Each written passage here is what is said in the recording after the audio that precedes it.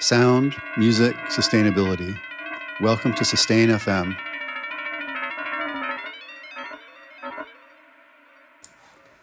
Hello everyone, I'm your host Steve Williams, aka Drew's Noise, and I'm very excited for a special episode today, fresh off an amazing sound workshop in Norway last week called Soundshed.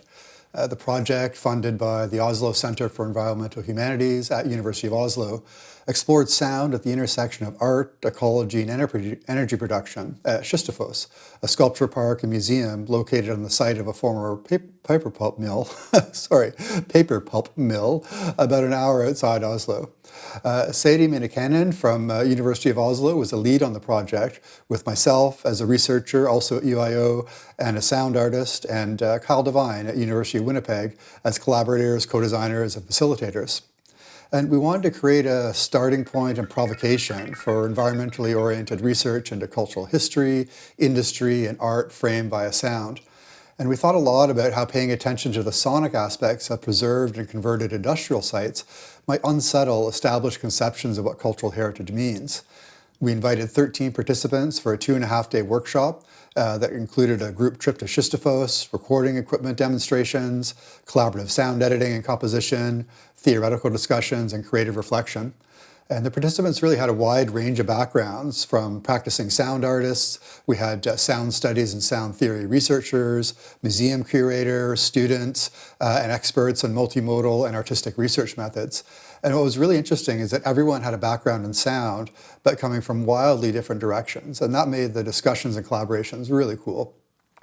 And we were especially interested in how sound and industry and culture and heritage work together. For example, the Norwegian Water Resources and Energy Directorate, long word title there, they recognized hydropower plants as cultural heritage sites, along with mines and factories. And we can see this in Germany with Zollverein, now as a museum and cultural space on the site of an abandoned coal mine. And this is happening more and more at different spaces around the world. So converted industrial sites like Kistefos that are repurposed under the name sort of adaptive reuse raise questions about ruination and decay, industrial afterlives, ecological aesthetics, and our shared spaces and commons. So in addition to working with the practical elements of field recording, we played a lot with theoretical concepts like sonic imaginaries, haunting, things that came from recent work in ruin ecology and environmental sound studies, ideas of the post-natural, the unheard, and the more than human. We wanted to explore how sonic presences are woven into the space and across time through the site's industrial past, and also the absences that are in the geography and the artistic function. For example, what sounds do we hear and not hear? Whose voices are present and whose are missing? We wanted to ask the question, how does paying attention to sound spark, disrupt, unlock, or enhance the various historical and temporal layers at work in Kistefos' environment and the various imaginary spaces the site contains?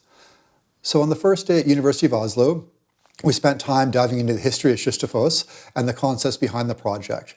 Then we did a real sort of crash course in field recording, introducing participants to sort of regular microphones, but also hydrophones to listen underwater, geophones to listen underground, and to vibrations of machinery, electromagnetic listening devices to hear the sound of mobile phones and transmission lines, along with a different collection of microphones, including ambisonic and binaural mics.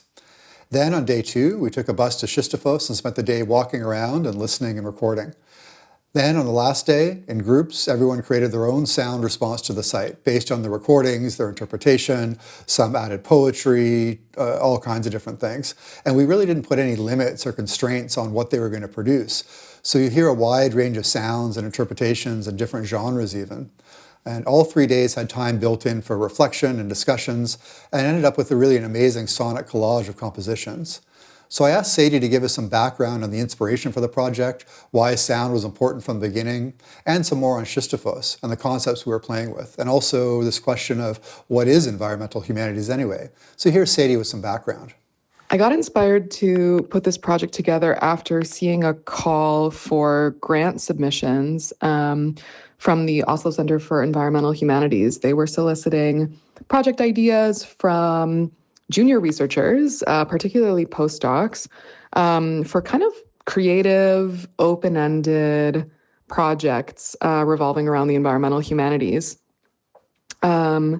And they wanted them to be collaborative. So they wanted to envision a project where a young researcher would work with someone outside the humanities faculty, and also across universities. So it was an interinstitutional and truly interdisciplinary project that they were looking for. So I saw that call and I thought, okay, I have a lot of connections in the humanities, but what about beyond the Faculty of Humanities? And if I was to kind of think of something creative that would fit such an open-ended call, what would I want to dream to do? What would I use that freedom to do? And I started brainstorming a little bit. And I landed on Kistefos, which was a site that really had fascinated me for a number of reasons. Kistefos is a museum and sculpture park, kind of a destination for contemporary art that is built on a former paper pulp mill around the Hønefoss area, or Hønefoss village, which is about an hour north of Oslo drive. And that site fascinated me just for its kind of incongruencies, its sort of collision of industrial history and contemporary art, in this slightly strange location where there's a river running through and the river is dammed. And the museum likes to, on their marketing at least side of things, likes to advertise their kind of idyllic location in nature. And yet when you go, the highway is really close by and is audible the whole time. And so Kistefos kind of interested me, partly because I'm really interested in parks, and Norway has a lot of great sculpture parks. So I'm interested in parks and music in general in my work outside of this project. But Kistefos seemed to have a lot of tensions kind of internally to it, and had a lot of layers. And I was interested in digging into those from the sound angle.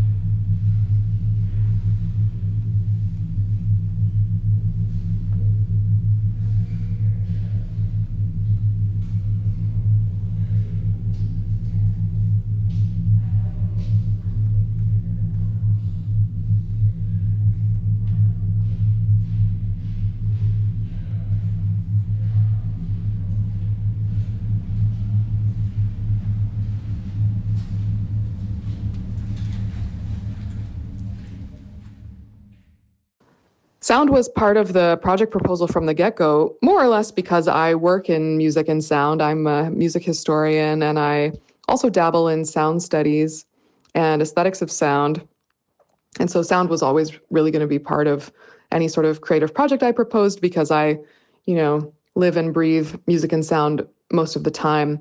In my kind of day job, normally I'm a music historian, so I tend to focus on particular historical period and particular historical context. So this project was fun for me to kind of move out of my comfort zone and keep my interest in parks and gardens and aesthetics of nature and music and sound, but apply it to a more contemporary site with, of course, some historical layers to it, and apply it to a site within Norway. So that was kind of new for me. Yeah.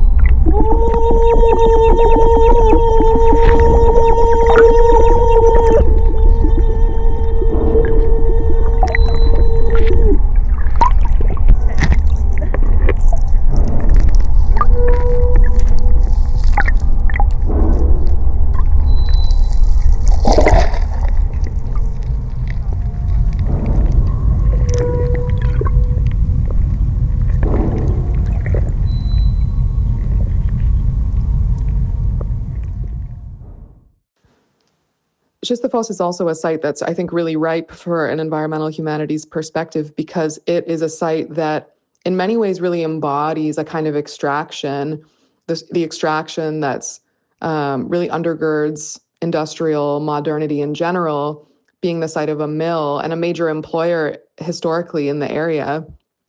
And these really imposing industrial buildings and this museum that is still housed on site seems kind of at odds with or in conflict with or in some ways is incongruent with a lot of the modern art and sort of eye-catching and monumental or sort of imposing sculpture work that much of the rest of the grounds are devoted to. So you have this kind of post-industrial and at the same time like post-natural landscape setting in which Kistefos, the museum and the park, is sort of nestled into.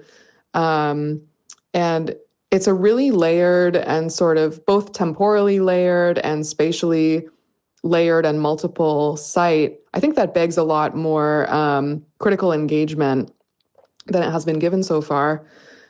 The other thing with Kistefos that I was really struck by when I first went, which was in autumn 2023, just after I moved to Norway, I was really struck by, I was wandering around the grounds, enjoying a beautiful, sunny, crisp autumn day. And I knew very little about Kistefos the first time that I went. And as I was wandering, I heard this kind of grinding and screeching, metallic, sort of machinic sound, drifting, like very faintly on the breeze. And I really could not figure out what that sound was. And I sort of followed it and eventually stumbled across the portion of the museum grounds and sculpture park grounds that are devoted to the industrial history of the paper pulp mill.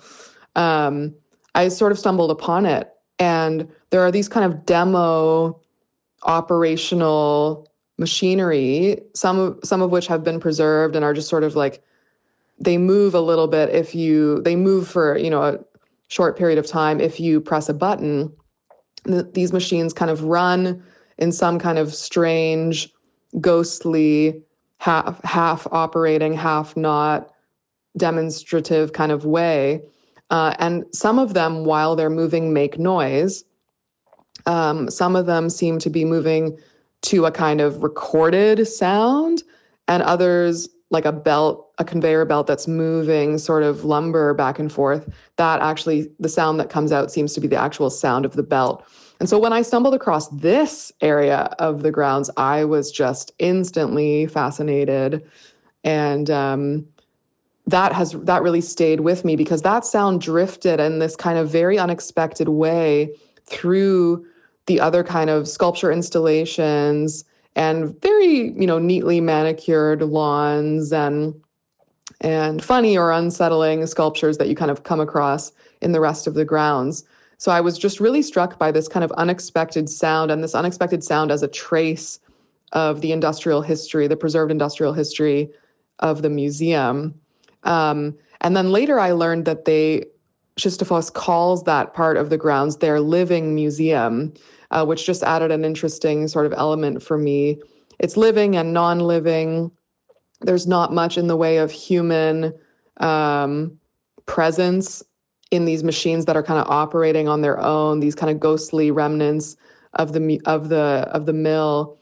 And so, yeah, that left a really strong impression that I took with me when I began to think about designing a project to go back to Kistefos and think about sound specifically.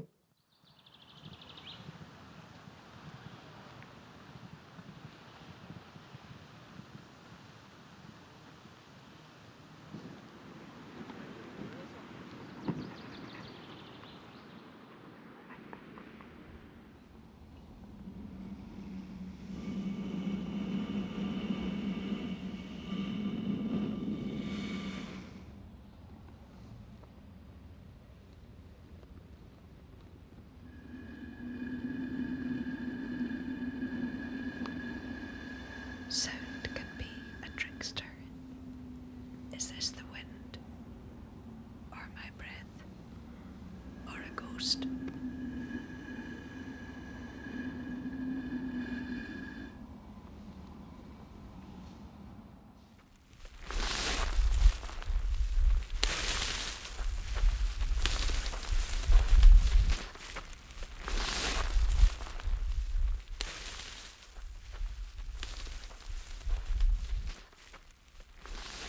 Is this the sound of drawing a hand along the forest floor? Or is it the sound of removing the plastic wrapping from a roll of artificial grass?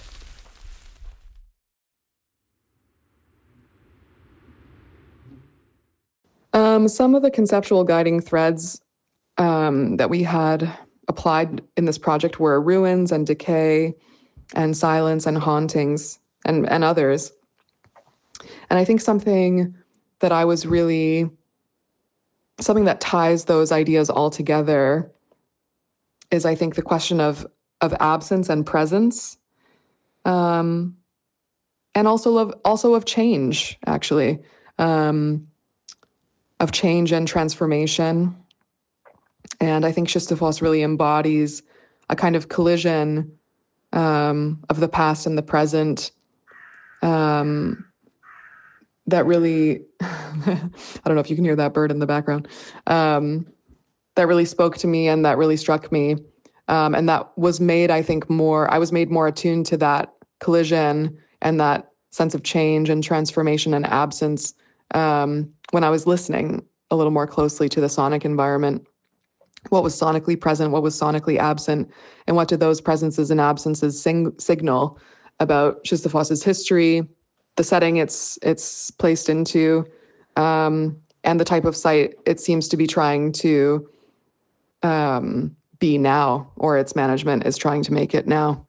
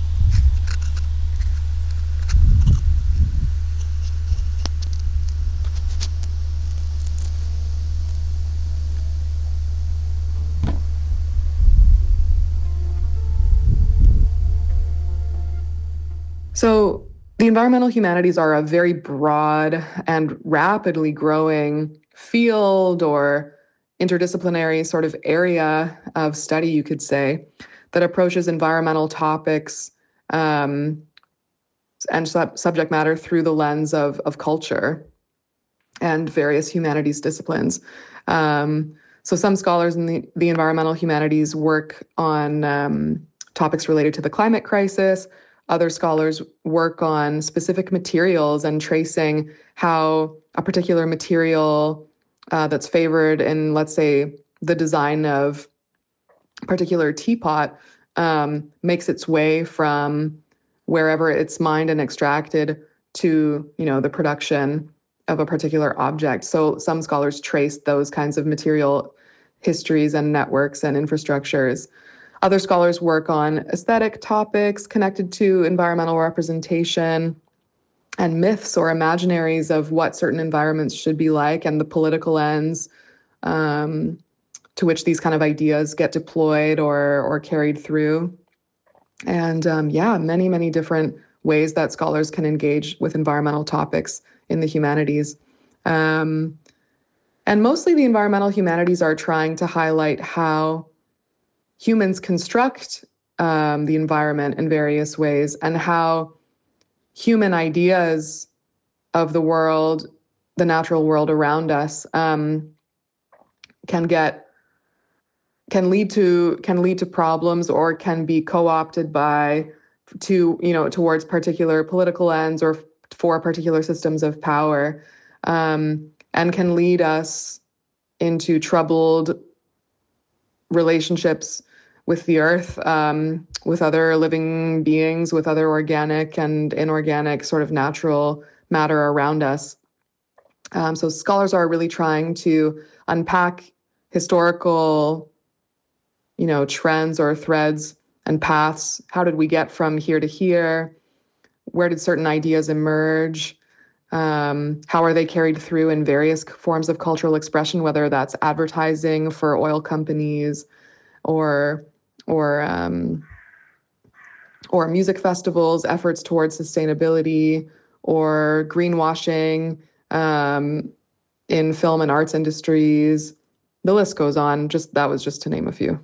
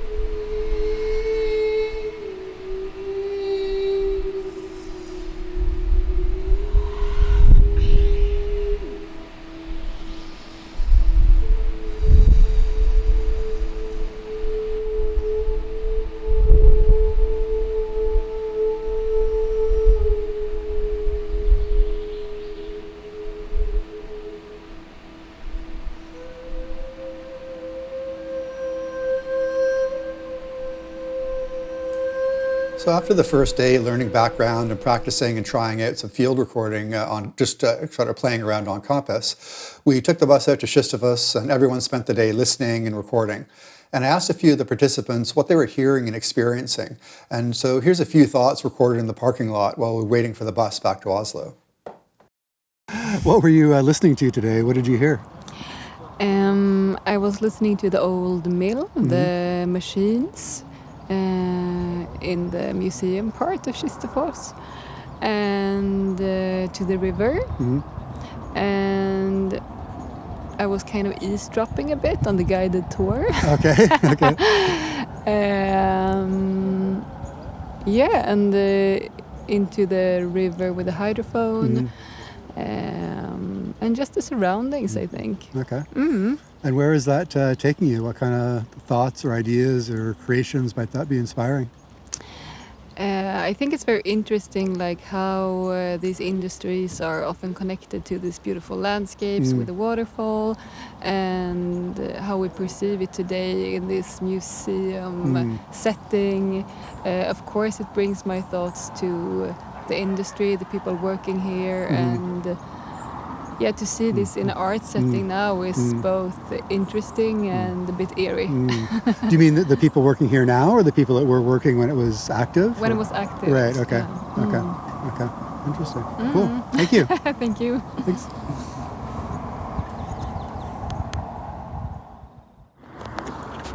So what were you listening to today? What did you hear?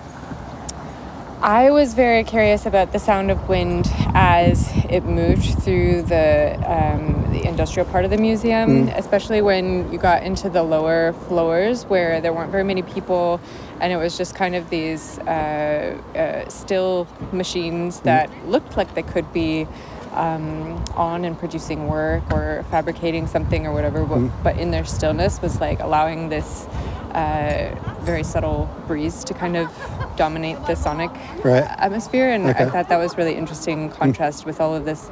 We're talking a lot about the monumentality of the sculptures and how a lot of these are like demanding your attention, and sorry, is this too long? No, it's all good.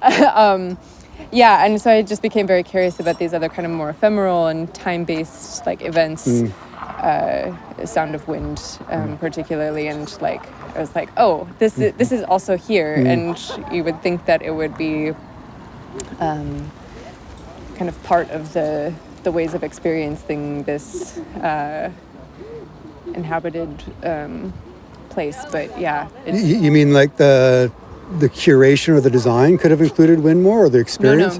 No, the experience. I think I'm surprised by a lot of the size, the colors, the requests that the sculptures demand from museum goers here. It's not many of them are just not really actually in conversation with the land or even the industrial museum, and so I'm thinking about that, and then I was very drawn to this kind of quiet atmosphere in the basements, and thinking a lot about what wind is doing there. So yeah. Okay. Cool. Thank you. So what were you listening today? What did you hear? Well, there was a lot of lawn mowing going on, and of course the waterfall. Right. But we tried to find or create or record as many sounds different as possible. Right. Okay. And experiments. Right. Was there anything that was really interesting or surprising? Something you didn't expect to hear? No, it's more I tried to catch a bumblebee. Okay. I did in the nice. end, Awesome. but I realized there were absolutely no insects here. Very few, which was very surprising. Right. Okay. And also I interviewed a dog. Okay. And I also asked a couple of kids and someone working there about favorite sounds or what they connected with this place. Right. Okay. So that was pretty interesting too. That's great. Yeah. And so where do you feel that's kind of taking you? What is that inspiring you for creating something or working with the sounds? Yeah. I mean, when you are disseminating a history in a museum, you can create something that you can use digitally about what they feel or think about what they experience, but also creating sounds as part of maybe an exhibition or some sort of interactive thing, or even just researching the environment beforehand. Before you're planning something, like the sound environment. Yeah. You mean? Okay. To kind of think through how can sound create something extra here. Right. Okay. Or even just putting stuff together in like in rhythms or creating the sound of my workspace. What is the sound of my workspace? Yeah. Because that also sends a message to the people visiting. Right. And one of the things that is a problem with ours, or is often talked about as a problem at Midgard Viking Center, is that the reconstruction of like a Viking hall is next to the highway. Right. So we have the traffic. So just that like standing breaks. behind us here, we have a big viaduct with the traffic overhead. So then the authenticity is out the window. Right. But then again, you have a lot of creative space within that. So what do you do with it? Yeah. Okay. Excellent. Great. Thanks.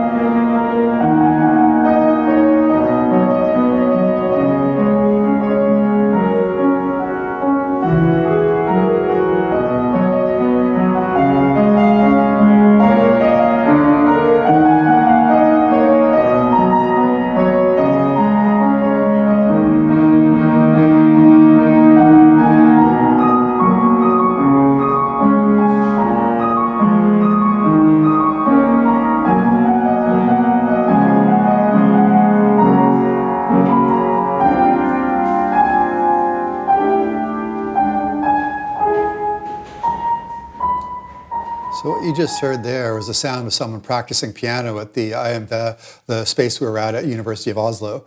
And this was just in the stairwell during one of the breaks on the final day. Just amazing sounds and great reverb in the concrete stairwell. And this is when the participants on the last day, we spent a little bit of time doing some intro and sound editing for those that were new to it. And then in groups, everyone worked through their sounds into production. So I asked some of the groups how they're finding that process, what they were creating. And I was really curious about how they were thinking about what they heard the previous day and where they were going with that. So you said you've been listening to some sounds and kind of starting arrangement. And I'm curious, did you kind of have like an idea and intention in mind, or are you kind of like iterating back and forth, or? I think we just started with listening to the sounds and going with intuition, and just see how they can respond to each other, the different sounds, how it sounds when they are layered. So we decided to just be very playful at this first part of the day, not go with a specific idea, more just listen, arrange, see what happens. Kind of being inspired by what you hear and what you're listening to? Okay, nice. Because I would be drawn initially to go with a mood or with a story, but that's the way I normally work, and so I agree we should be more playful and maybe just be guided by intuition on this stage. Right. Okay, cool, thanks. Okay, so you're in the middle of the editing process, you've been listening, you've been doing stuff. What are you feeling? What are you thinking? What are you hearing?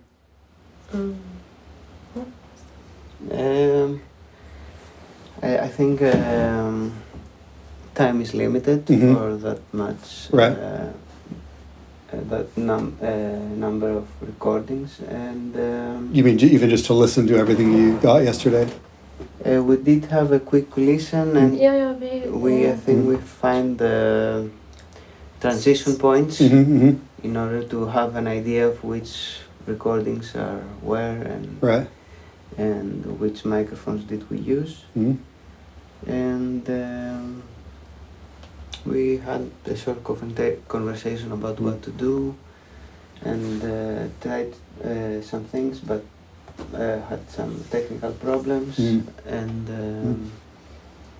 we'll get something going. I suppose it's just a sample of something. All right, sounds great. All right, I'll let you get back to it. A fun challenge for me on this project was collaborating with Steve, who has a lot more experience in recorded sound art, electronic music, sound editing, and so forth. And I'm a lot of my career is really oriented around music and sound. I'm a trained musician, and I think about music and sound all the time. And I listen very closely in a lot of my everyday life and in my scholarly life. But it was really fun for me to sort of apply some of my theoretical musings and actually use sound recording equipment, not just to tape my own singing or my own piano playing, which is what I might normally do as kind of a rehearsal aid, but to use it as kind of a creative tool. So that was really fun and interesting, and it sort of made me listen and explore in a slightly different way, walking around a site with headphones on, and also trying to think with and apply some of the critical literature that that I work with on field recording and the legacy of acoustic ecology and these kinds of things, to apply that in a field that's a kind of this post-industrial, post-natural site like Kistefos. So that was a lot of fun. It was a good challenge to try to learn the basics of a sound editing software, which I rarely use in my own job, in my own life, and to think artistically and creatively in a new way about my voice in the context of a site like Kistefos, and with all the kind of literature and theory I had in mind. So it was really good fun for me. So after everyone's scrambling around, trying to sort of collect their sounds, do some editing, make the tech work, figure out how to export, all those kind of things, at the end of the day, we had a listening session for the 6 pieces that make up the sound collage. And it was really an amazing experience to hear the range of sounds, to hear that in a room with everyone there together. And each of the pieces was composed, mixed, and produced on site by the participants in the studio spaces at IMV. So here's what came out of the collective compositions, and really curious what you hear, what sounds you hear, what you're paying attention to, and what you're noticing.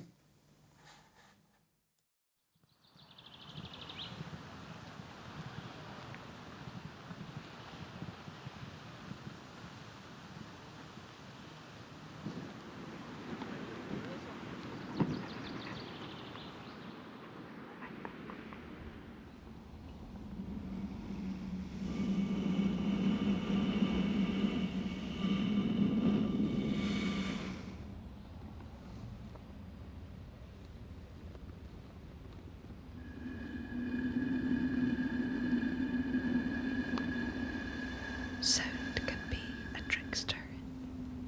Is this the wind? Or my breath? Or a ghost?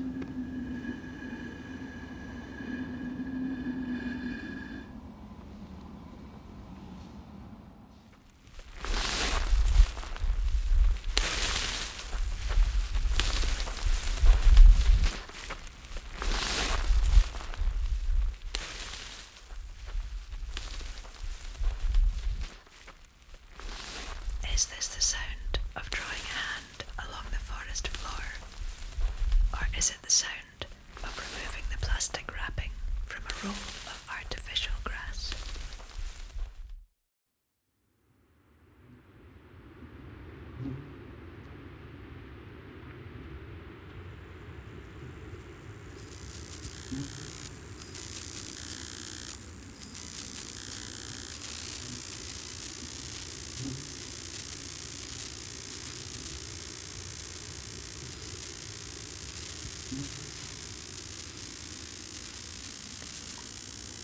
Is this the sound of a bumblebee exploring the clover? Or is it the electromagnetic energy of me scrolling through Kistefos financials? Profit after tax in 2025, 3.2 billion Norwegian kroner. Total assets in 2025, 71 billion Norwegian kroner.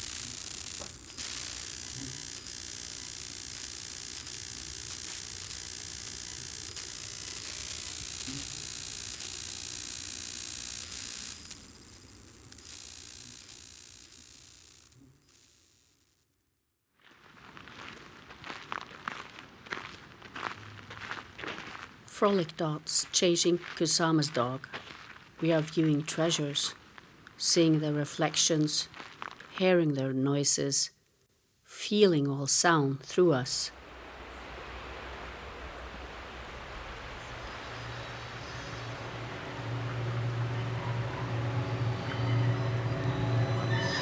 We are intervened by birds, these time machines. Deadly forces are mounting the trees.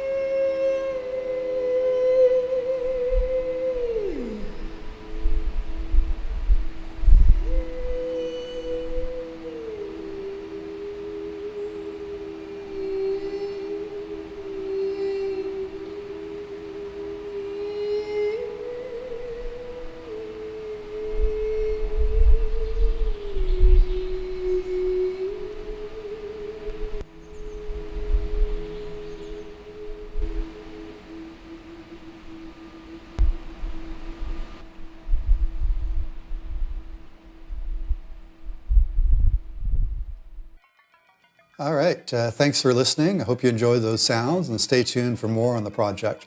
I really had a great time at the workshop. Everybody was so great there. We had a lot of fun.